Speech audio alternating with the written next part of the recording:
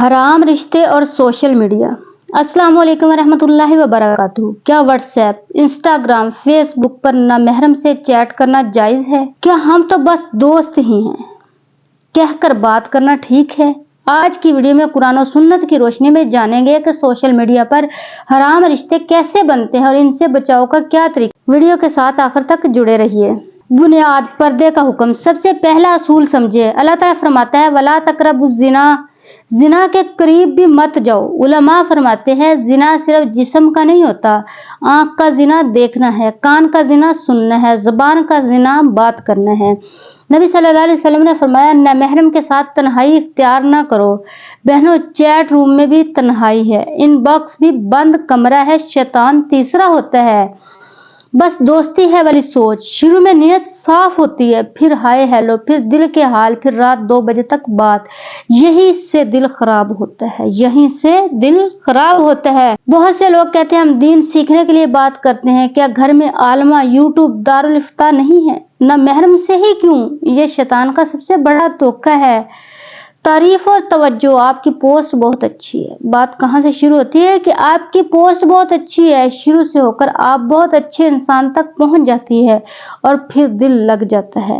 اس کے 5 بڑے نقصانات۔ نمبر 1، ایمان کمزور، دل اللہ سے ہٹ کر انسان سے لگ جاتا ہے۔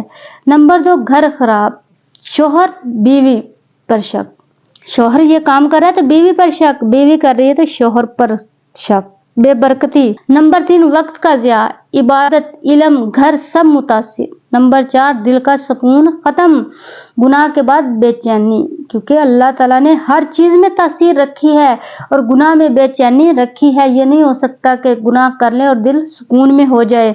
نمبر 5، آخرت کا نقصان، اللہ کی ناراضگی ہے۔ اللہ تعالیٰ فرماتا ہے کہ پاک دامن عورتیں ہمیں غافل نہیں بننا۔ اللہ تعالیٰ فرماتا ہے کہ المومنات الغافلات، پاک دامن عورتیں غافل نہیں بننا۔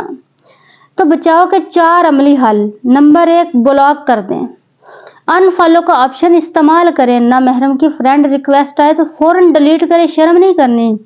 گروپ میں بات کریں، پرسنل نہیں۔ اگر دینی سوال ہے تو کوئی چینل جوائن کرے، کوئی دینی چینل جوائن کریں، اس میں گروپ کے اندر سوال پوچھے، پرسنل نہیں۔ موبائل کا پاس ورڈ فیملی کو دیں، جو چیز چھپانی پڑے سمجھ جائیں وہ غلط ہے۔ نمبر 4، اللہ سے دعا، اللہم انی اسألک الہدی والتقی والعفاف والغنی۔ روز 100 بار استغفار، دل پاک ہو جائے گا۔ توبہ کا دروازہ کھلا ہے۔ اگر کسی سے بات ہو گئی ہے، مایوس نہ ہو، غلطی ہو گئی ہے تو فوراً توبہ کرے، اس کو بلاک کر دے اور آئندہ نہ کرنے کا عہد کریں۔ اللہ تعالیٰ فرماتے ہیں کہ بے شک ان اللہ یحب التوابین، کہ اللہ توبہ کرنے والوں سے محبت کرتا ہے۔ مٹا دیں، چیٹ ڈیلیٹ کر دیں، نمبر ڈیلیٹ کر دیں، نئی شروعات کریں۔ یاد رکھو بہنوں، عزت اللہ کی سب سے بڑی نعمت ہے۔ سوشل میڈیا اسے بچانے کے لیے ہے، برباد کرنے کے لیے نہیں ہے۔ اللہ ہماری بہنوں اور بیٹیوں کی حفاظت فرمائے، آمین۔ اگر یہ ویڈیو اچھی لگی ہے تو اس کو شیئر کریں اور کمنٹ میں استغفر اللہ لکھیں۔ کوئی سوال ہے تو ہمیں پرسنل میسج کر کے پوچھ سکتے ہیں۔ والسلام۔